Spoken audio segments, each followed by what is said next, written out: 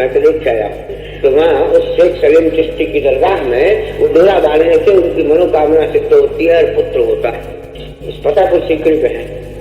अब आप सोचिए कि यदि आपका चित्त स्थिर नहीं है और स्थिर नहीं होते हुए और मन तो चंचल है, चाहना है कि लड़का हो, अपने हो या अपने पुत्र के हो, किसी को भी विचार करो, इससे कोई अर्थ नहीं है कि अमुक व्यक्ति को ही होना चाहिए। और भगवान के बाद नित्य सेवा करते हैं, कोई परिणाम दिखता नहीं है। और हम यदि शेख सलीम चिश्ती की दरगाह पे पहुंच गए और वहां जाकर के देखा कि यहाँ कोई इतने डोरे क्यों बंध रही जाली में, तो यहाँ उनके यहाँ जो डोरा बांध जाता है उसके बच्चा होता है, इसलिए वो मानता के लिए बांध जाता है।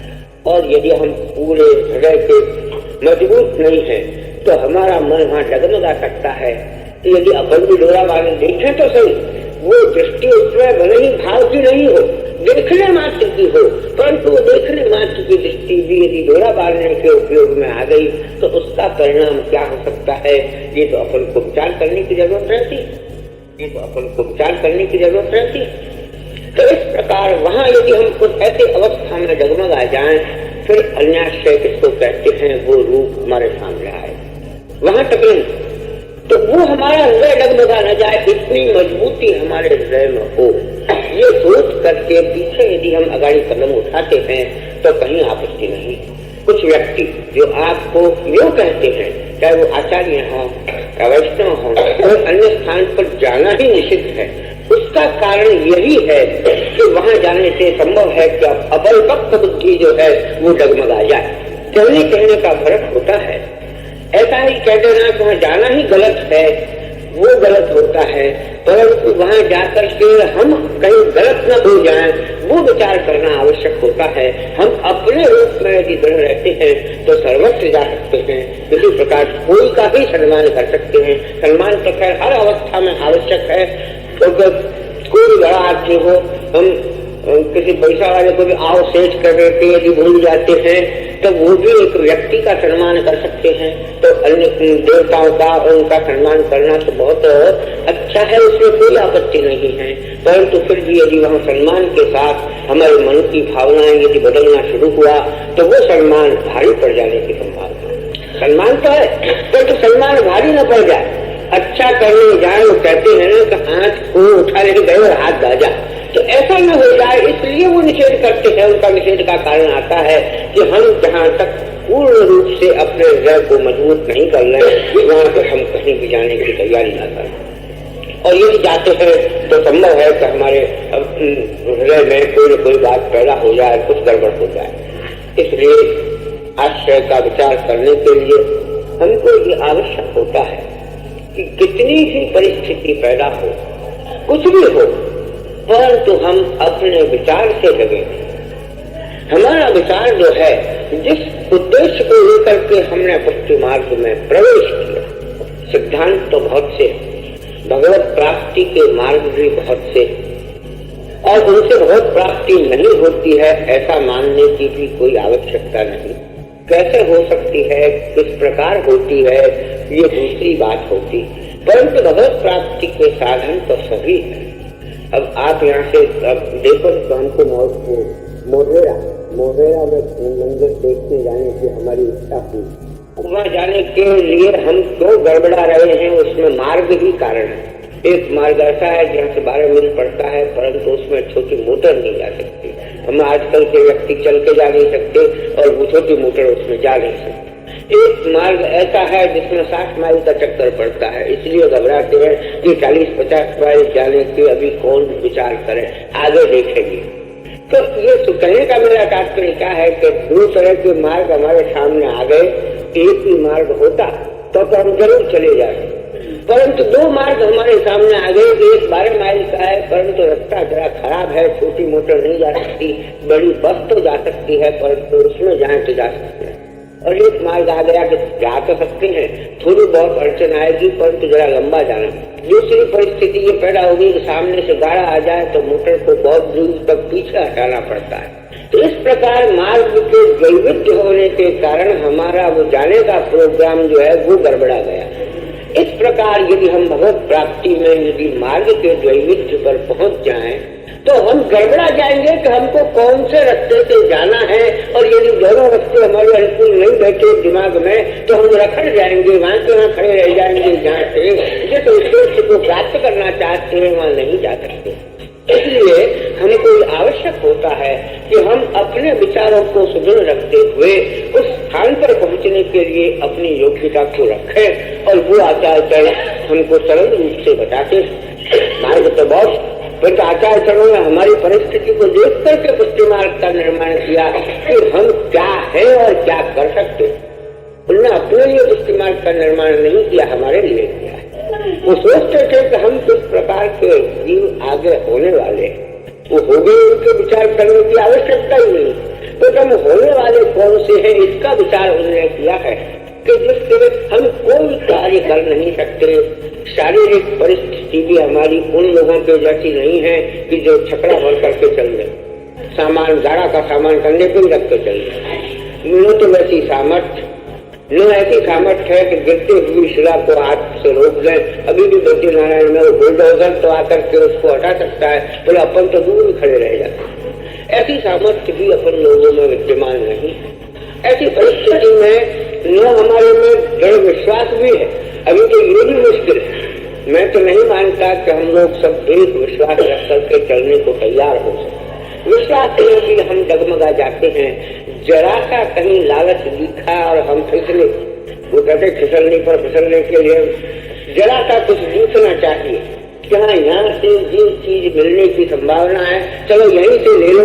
वो जो फिसलना हमारा है वो हमारे पूरे जीवन को बदल देता है और हमारे मूल उद्देश्य में रुकावट पैदा करता है। हम जिस वस्तु को चाहते हैं कि हमको कौन प्राप्त हो, भगवान को चाहते हुए यदि हम बीच में भटक जाएं तो ये निश्चित है कि हम वहां तक पहुंचने में असमर्थ हो जाएं। भगवान का सिद्धांत, भक्ति मार्ग का सिद्धांत मैंने बहुत तरह से देखा है, और आप लोग विचार करें कि भक्ति मार्ग के मूल जो प्रवक्ता है, बोलने वाले भक्ति मार्ग के सिद्धांत, वो तो शिव कि जिनने भक्ति मार्ग का सिद्धांत कहा। आप भागवत में भी देखेंगे आचार्य चरण तो इस बात को मानते ही है, तो कि ये सिद्धांत सिद्धांत ही शंकर से संबंधित मानते हैं। संप्रदाय शब्द जो सिद्धांत सिद्धांत है वो उसके आद्याचार्य शंकर मानते हैं। शंकराचार्य के सिद्धांत के आद्याचार्य शंकर नहीं है। ये भी याद रखने की चीज कि शंकराचार्य जिस मायावाद का सिद्धांत प्रतिपादन करते हैं उसके आद्याचार्य शंकर नहीं है, परंतु भक्ति मार्ग जो सिद्धांत प्रतिपादन होता है उसके आद्याचार्य शंकर होते हैं। उन्होंने भक्ति मार्ग का पूरा प्रचार किया। आज भी अब भागवत में जिस समय अष्टम स्कंध में वो विष पीने को जब कोई तैयार नहीं हुआ, और उसमें विष पीने को जब कोई तैयार नहीं हुआ, सब कहते हैं कि जाओ वहाँ तामस स्वरूप में भगवान के 3 रूप हैं। भगवान के वो अपने कार्य करने को 3 प्रकार के गुणों में 3 शक्ति को बांट देते। सतोगुण, रजोगुण, तमोगुण। सतोगुण के अधिष्ठात्र देवता विष्णु है, रजोगुण के अधिष्ठात्र देवता ब्रह्मा है, तमोगुण के अधिष्ठात्र देवता शिव है। तीनों के स्वरूप में कोई अंतर नहीं है, गुण की दृष्टि से भी भेद है उनमें। वो तीनों जब नहीं हो तो वो जब सम्मिलित होकर के कोई रूप होता हो जिसमें निर्गुणता भी प्रधान रूप से आ जाती हो तो वो भगवान है। अपने कार्य करने को भगवान ऐसी मेहनत यदि भगवान करते फिरे तो फिर वो अपने लोक में न हमको आनंद दे सकते न स्वयं आनंद ले सकते। उनको तो हमको भी आनंद देना है, स्वयं भी आनंद लेना है। ऐसी परिस्थिति में वो इन कार्यों को, दुनिया के कार्यों को करने के लिए तो उन्होंने अपने गुण शक्तियों को पैदा कर लिया कि ये धंधा तुम लोग किया करो, हम आराम से बैठे। इस प्रकार आराम से बैठने वाले भगवान हैं।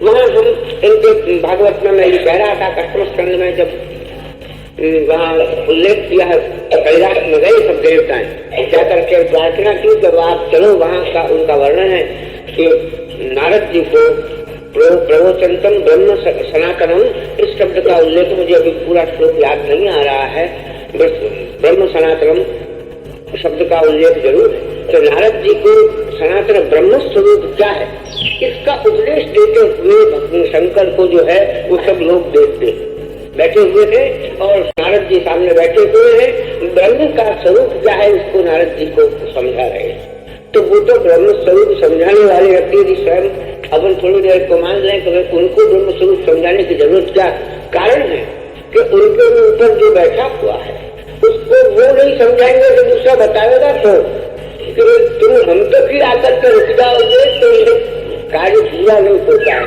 कुछ और भी आगे बढ़ने की जरूरत है कि जहाँ जाकर के और तुम पहुंच सको।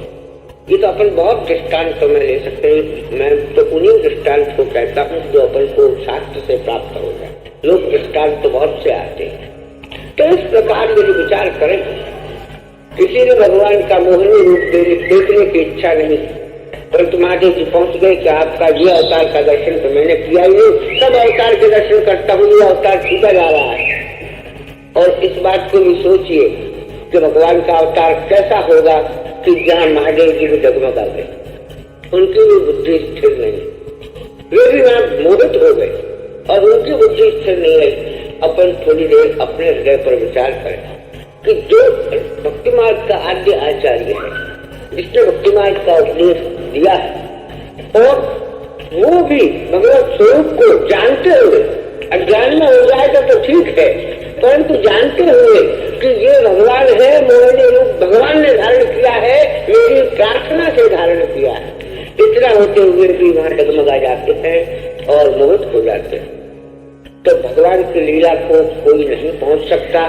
ऐसी अवस्था में हम लोग जीव ऐसे रूप में यदि मोहित हो जाएं, ये तो बहुत सरल रूप से हो सकता है, इसमें कठिनाई की कोई चीज नहीं। इसलिए आचार्य हमको अन्याश्रय से बचने का जो कारण कहते हैं उसमें यही मुख्य उद्देश्य है कि हमारी दृष्टि कहीं भी थोड़ी बहुत ललचने में आ गई, कहीं हम ललचा गए तो उसका परिणाम जो है वो भयानक होने की संभावना है। हम ललच जाने में न आ जाएं और हम टिके रहें, डगमगावे नहीं। इस प्रकार की हमारी दृढ़ता यदि हम कर लें तो फिर हमको कोई चीज की आपत्ति होने की संभावना नहीं है और हम जिस उद्देश्य को प्राप्त करना चाहते हैं कर सकते हैं। भगवान ने आप सोच सकते हैं कि इसमें मोहित का संबंध नहीं। आचार्य से निबंध में आज्ञा करते हैं तो मोह शास्त्रानुसार है। भगवान अपने अवतार को ऐसा उल्लेख करते हैं कि मोह शास्त्रानुसार है। शास्त्रों में भी ऐसे शास्त्रों को बनाओ तो जिससे लोग उसमें मोहित हो जाए, मन अपना मूल रास्ता क्या है उसको प्राप्त करने में समर्थ नहीं हो सके। तो इसलिए ऐसी परिस्थिति में हमारा मोहित हो जाना, दूसरे को देख करके जरा सा डगमगा जाना, वो तो एक सरल वस्तु होती है। उस वस्तु से बचने के लिए मैं ऐसा मानता हूँ कि हम भगवान पर एक दृढ़ आश्रय रख करके, दृढ़ निष्ठा रख करके, और यदि हम सब चीज को भूल जाते हैं तो निश्चित है कि हमारे डगमगाने की संभावना समाप्त हो जाती है। बाकी तो हम यदि थोड़ा बहुत इधर उधर रहे और अपने मार्ग को, अपने रास्ते को थोड़ा सा बदलने को, यहाँ तो आप देखते हैं कि गांव में अपन जाते हैं, अभी थोड़े दिन पहले एक रास्ता बीच में निकला हुआ था जो आज बंद है। जगह आपने वो यहाँ आने का वो ब्रिज छोड़ कर जो रास्ता था वो आज बंद है। तो ऐसे बहुत से मार्ग तो ऐसे होते हैं कि थोड़े समय के लिए दिख जाते हैं और रुक जाते हैं, हमें ठेठ तक पहुँचने की संभावना नहीं रहती है। इसलिए हमको ऐसे स्थान पर, ऐसे मार्ग पर जाना आवश्यक होता है कि धावन निमील्यवा नेत्रे नस्खले नपते दिन, जिसको वेद व्यास कहते हैं कि आंख नीच करके हम चले जाएं तो न तो कहीं टक्कर लगने की संभावना है, न कहीं हम फिर चलने वाले हैं। ऐसा सिद्धांत आचार्य के सिवाय कोई बताने वाला कि जो हमको ये समझावे कि तुम आंख नीच कर जाओ, हाँ फिर आंख खोल करके कहीं देखोगे तो संभव है कि तुम्हारी परिस्थिति डगमगा जाए। इसलिए ये आवश्यक है कि ऐसे विचारों को, ये तो अपन विचार कर रहे हैं, सोच रहे हैं कि हमारा कर्तव्य क्या है। इस दृष्टि से ही मैं इतना बोल रहा हूँ कि हम यदि डगमगाते नहीं हैं तो कहीं भी जा सकते हैं। हमारा हृदय, कोई भी कार्य अपन को करना है वो अपने हृदय को पहले संभालने की जरूरत है। हम कहते हैं वो यदि हम सोच लेंगे तो फिर हमको कोई भी कार्य में बाधा आने की संभावना नहीं है। और यदि हमने अपने स्वरूप को भूला तो फिर ये नहीं कह सकते कि भविष्य में क्या हो सकता। इसलिए आचार्य सबसे पहले अविद्या को दूर करने का पहला कारण स्वरूपाज्ञान कहते हैं। कि स्वरूपाज्ञान जो है, हम कौन है ये जो भूले हुए हैं, वो यदि हम समझ लें, हमको स्वरूप का ज्ञान हो जाए तो हम अविद्या का एक पर्व समाप्त कर दें। तो अपने स्वरूप को जानने की जरूरत है। मैं मानता हूँ कि अन्याश्रय में अपने स्वरूप को सबसे पहले पहचानने की जरूरत है, फिर इसमें क्या करना उसको सोचने की जरूरत होती है। अपने स्वरूप को जानने के बाद हम यदि कुछ सोचते हैं, कुछ भी कार्य करते हैं, तो कहीं बाधा होने की संभावना नहीं है।